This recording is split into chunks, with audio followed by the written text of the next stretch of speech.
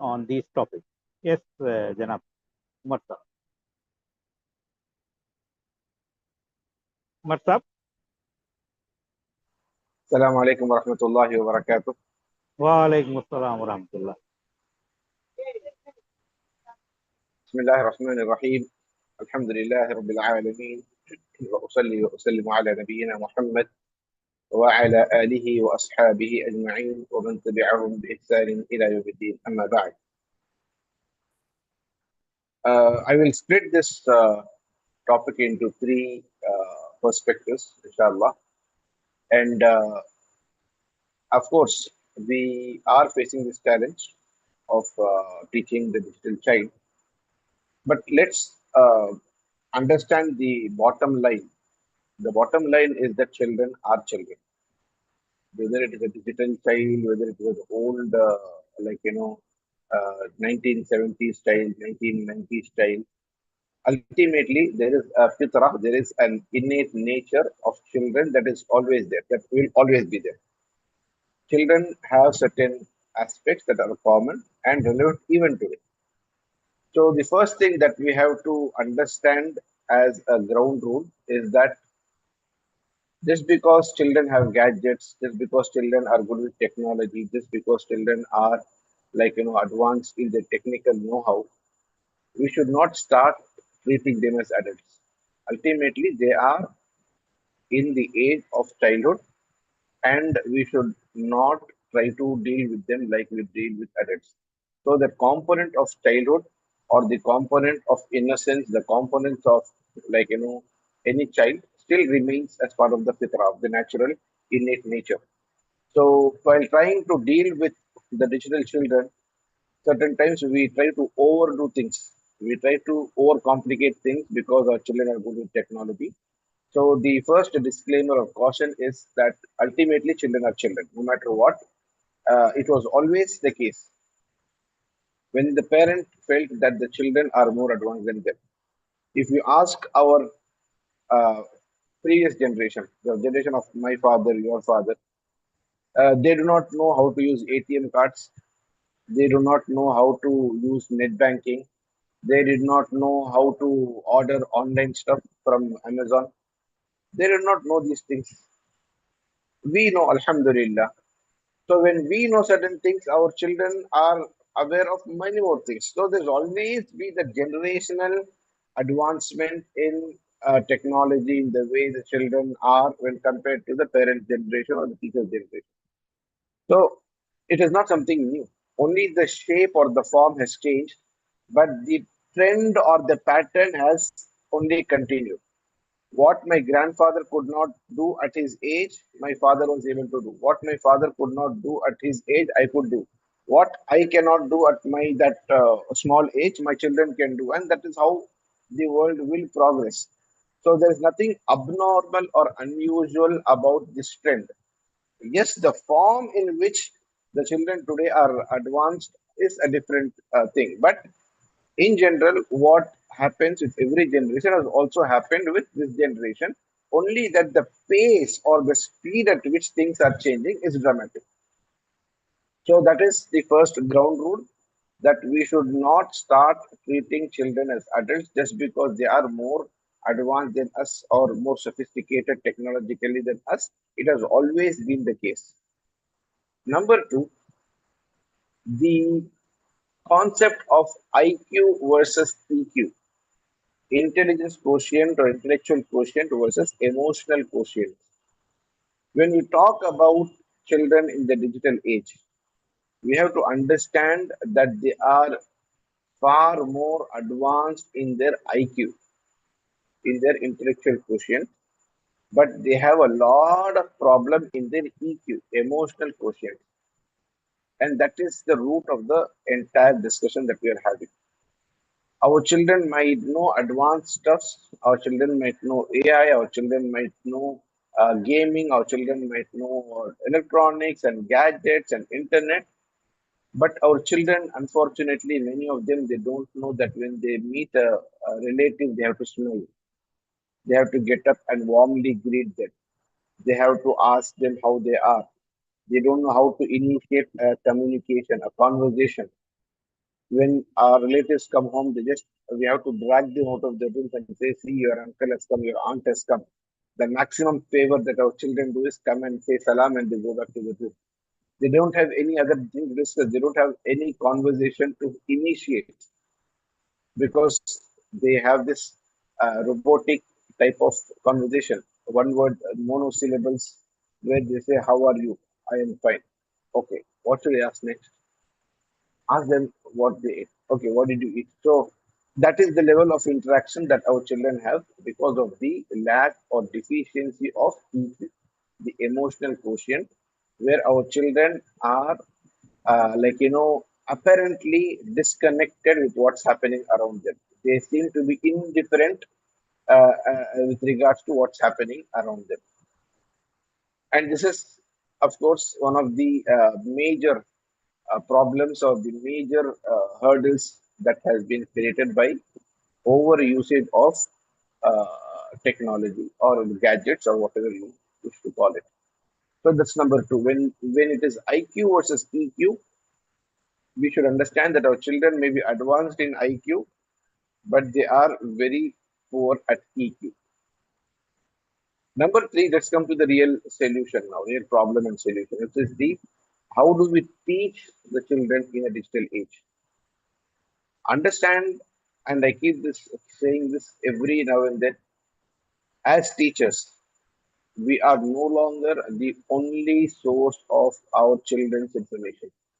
If our children have to learn something, if our children have to get information for something, it's not only the teachers anymore. The children exactly know where to get it. Probably they know better sources than the teacher because they are looking for only information. And the internet is full of information. If I miss today's class on physics, I exactly know where to go and get it. If I am missing tomorrow's session in geography, I know that there are so many millions of resources online where I can go and pull it up and I can have better visual explanation of that than what my teacher could have done on the blackboard. So teachers are no longer the source of information, the only source of information. Yes, teacher has experience. Teacher has human skills. Teacher has emotional skills. But informational skills, probably the child will outdo the teachers because the teachers have learned it so many years back. The children are getting updated on a day-to-day basis. So there will come a time where the children might know stuff which the teacher has not heard about, and that is something that's enabled due to the information overload. So how do you teach this child, and what is it? What is teaching per se? What do we understand from the term teaching itself? If you look at the recent decade, schools have stopped using the word teachers. Many schools are now using the word facilitators. Why? Because it's no longer a teacher standing on the blackboard and only teaching what they want. The teachers are facilitating discussions. They are facilitating activities. They are facilitating joint learning. They are facilitating exchange of ideas. They are facilitating an activity around a particular subject or a topic in the subject. So when we talk about teachers as facilitators, we need to understand what really attracts the youngsters, what really syncs with the wavelength of the children. And that is where you will get complaints. அவங்களுக்கு என்ன தேவைன்றது நமக்கு தெரியும். ஆனா அவங்களை எப்படி அதை வந்து கொடுக்கணும், how do we inject the dose into the children in a way that they will accept it is something that we have to learn the trick of the trade. If you ask the mothers which of their children likes to take medicine, every single mother has a hack. If I have to give my child a dose of this medicine, I know how he will drink. I know how she will drink. Nobody wants to take it directly. The mothers have a hack. Every mother will know, okay, for my child, if I have to give him or her a syrup, this is how I can do it. I should give him some benefit. I should give him some permission. I should pacify him with something. I should give him something after he drinks the medicine. So we all know that this is the drink or this is the medicine that we have to administer to the child. But we also know it's not just that. Though we know that this medicine is beneficial for my child, we all know how to administer that dose. Every parent is a master in that particular trait. They exactly know that their child has a special and unique way in which that child will take that particular medicine. And that is exactly the problem with education today as well. We all know that this knowledge is information, this knowledge is beneficial, this knowledge is something that our children need to have, but we are probably trying to figure out how do we give this dose? How do we ensure that we inject this information or knowledge into our child? And that is where the role of technology comes into the picture. One thing that we have to understand is earlier the students learned, the teachers used to prepare the notes, used to bring in the last year notes, the previous year notes, and they used to teach the same thing. Now we are in an era where what we taught the last year's batch, we can no longer teach this year's batch. Grade 9 history last year class and grade 9 history this year class cannot be the same. The syllabus might be same, the textbook might be same, but the way we teach is not going to be the same. And if it is the same, it will not exist, it will not sustain. Every single batch, we need a new approach. Every single batch, we need new teaching aids. Every single batch, we need new information, right? I'm talking about history. History is history. What happened has happened. It's not going to change. I gave the example of history because history is the most static subject. What happened in 1947 is still the same thing. But the way you narrate it, the way you represent it, the way you draw lessons from it, the way you relate to today's situation is something that is going to keep on changing year upon year, batch upon batch. Forget about the ever changing things like science and like technology. They are going to keep changing every year. I'm talking about the most static subject, history, because that is already a door that is closed. You cannot go and undo something or redo something that happened in 1970. What happened happened. The way in which it is recalled, the way in which you are able to relate, the way in which you are able to draw lessons, the way in which you are able to make the students understand the relevance of that is what has to keep on changing year upon year. And today's children, like I said, because of the use of gadgets and digital media, are so blunt in their opinion, saying, okay, fine, I will pass the exam. Why should I need to score 90? Why should I get good marks? It's the same. I just need to get the pass mark. So they are in that mentality. They are already in that space where they are okay with the bare minimum. They don't want, they don't understand or they're unable to reason the need for above average performance or an excellent performance. They think whatever is the bare minimum is sufficient. Now, how do you convey to this set of children the importance of excellence, the importance of performance, the importance of academic excellence? That is where the whole definition of excellence comes into perspective. We have to redefine excellence.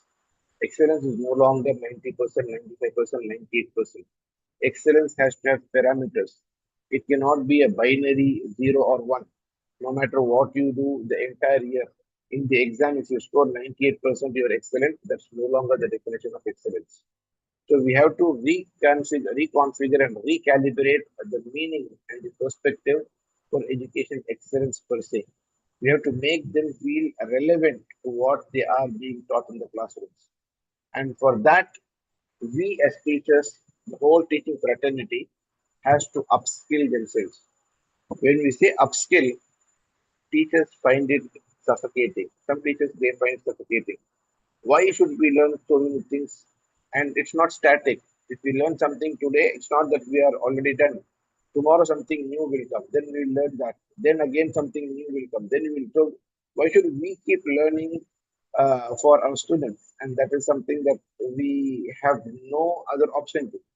If we are to cover or to attract the focus of the digital children, we have to ensure that we make sense to them. We give relevance to what we are saying.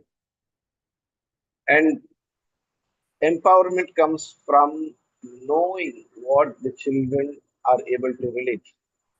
Empowerment comes from the fact that you're able to foresee what the child is thinking. And that is a teacher's biggest asset. If you are conveying something to a class of 30, 40 students, and you can preempt the question that the child is going through in his mind without you hearing him. If you just look at a face and you find out there's some problem with this child, he's not understanding or he's confused, he's completely lost, he's overwhelmed, he's having doubts. If you are able to foresee that, okay, before I go to this class, what are the questions that the students can possibly have at the end of my chapter? If I can preempt that, if I can foresee that, that is my biggest strength as a teacher. Because ultimately, if you are able to convincingly answer and address those questions, we are doing an excellent job. The moment we have triggered that conversation, the challenge with the teachers today, with the new digital era children, is the lack of conversation.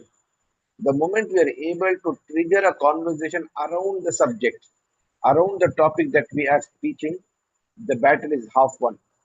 For example, if I'm teaching thermodynamics and I can get a Gen Alpha student ask a question relevant to thermodynamics, my job is half done because I have been successful in arresting his thought to the relevant topic. And I have been successful in making him or her articulate the concern. That itself proves that this child is in the same zone, that the child is not wandering somewhere, that his focus is not somewhere else, that the child is not distracted. The child is very much within the same subject that I am teaching in this class. And that is what should be the measurement or the yardstick of maintaining relevance. In the age of digital media, where distraction is a big challenge, where the maximum time that a child takes, for example, to scroll a reel to decide whether to watch a particular video or not, is 3 to 4 seconds. We also do that when we go to WhatsApp status. What is the number of seconds that we take before we decide whether I'm going to watch this status fully or not? Probably 2 seconds, probably 3 seconds. After that, we scroll. If the attention is grabbed within the 3 seconds, then we stay on and watch the complete video of 30 seconds or 50 seconds. That is what is happening to children as well. If we are unable to give them enough interest in the first 3 to 4 minutes of our class, if we are unable to retain their focus for the first 3 to 4 minutes of our class, the remaining part of our class is gone. So look at how we set the context. The first 2 to 3 minutes are very, very important. Have a special item for that. Design a specific topic. Define a specific discussion thread that will get them involved into the first 2 to 3 minutes. And once you are able to retain their focus for the first 2 to 3 minutes, then he or she is all yours for the rest of the period. You can get the required attention and the focus for the entire content. So when you design your lesson plans, when you design your curriculum plans, make sure that you are giving that hook. In social media term, they call it hook. Hook is that particular bit which is there to get your focus. Of course, there is so many wrong things in the name of hooks. There are so many bad things that are happening in the name of hooks where people are deceiving others. But I'm not talking about those. I'm talking about the genuine hooks where you plan backwards to create a compelling case of why your child should study this. Let us give some examples. For example, you are talking about a concept in science, right? And you know that concept is used in day-to-day life. Let us, for example, let us take an example of uh, tea and water. You have tea and water on two different burners, and you are heating both of them.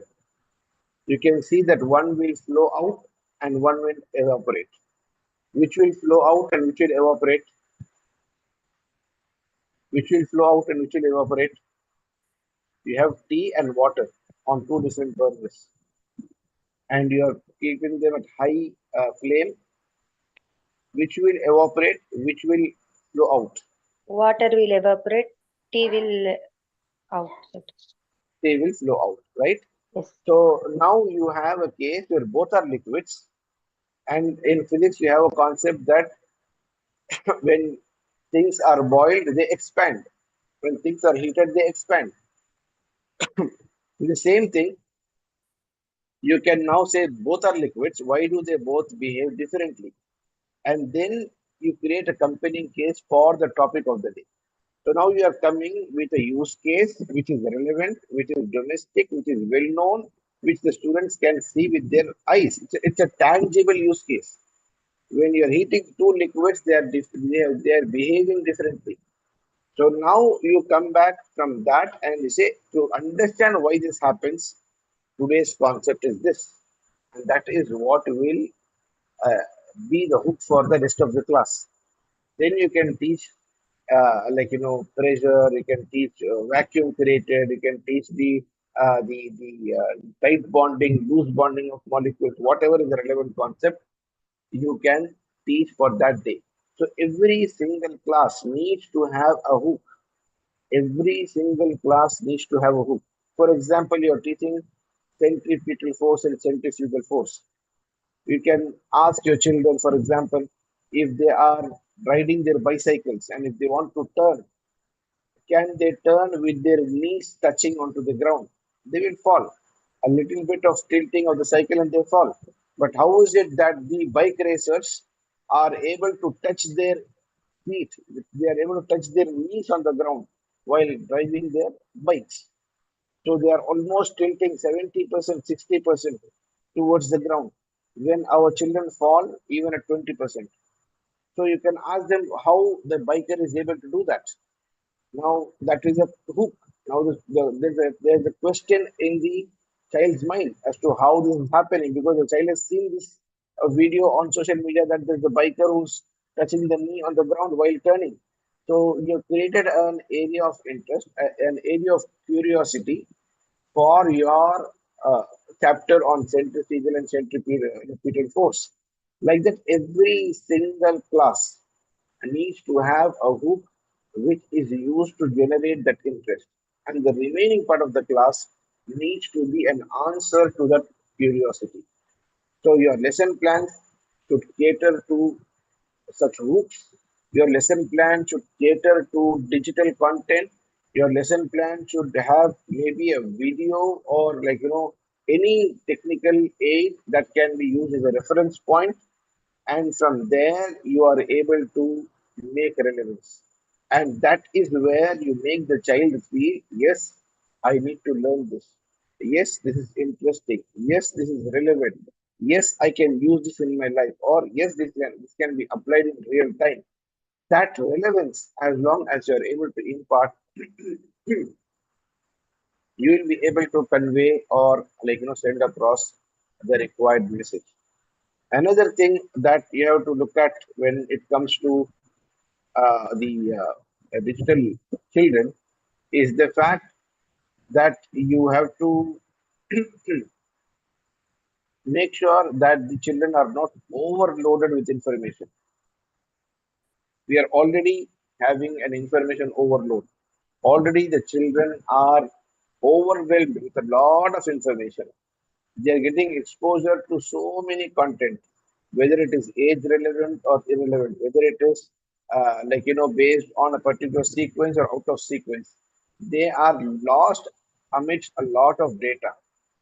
It is a very deep contrast to what was there a couple of generations before, where we were having a shortage of data, where we were having ignorance or lack of data. Now the children have so much of data that they are unable to filter what is right, what is wrong, what is genuine, what is fake, what is relevant, what is irrelevant. You have to teach them the critical thinking skills to analyze and critically review content. And that is very, very important. With AI and other videos, anything can be displayed. So our children need to pick up the critical thinking skills. When they are given a content, they should be able to critically review whether this is relevant, irrelevant. This is genuine, this is fake, this is true or this is false, or this is semi-false. All of that is what will help them decipher and decide on relevance of data because they have overwhelming information. They have a lot of content that they've gone through digitally and they are lost amidst that. They don't know how to navigate that path. They don't know how to come out of that loop. So, as facilitators, as mentors, we should be able to impart critical thinking skills. We should be able to take use cases and say whether this is possible or not possible, whether this is true or fake. You should be able to give couple of examples in your own subject. Take some claim that is made on social media. Take it and decipher it live in your class.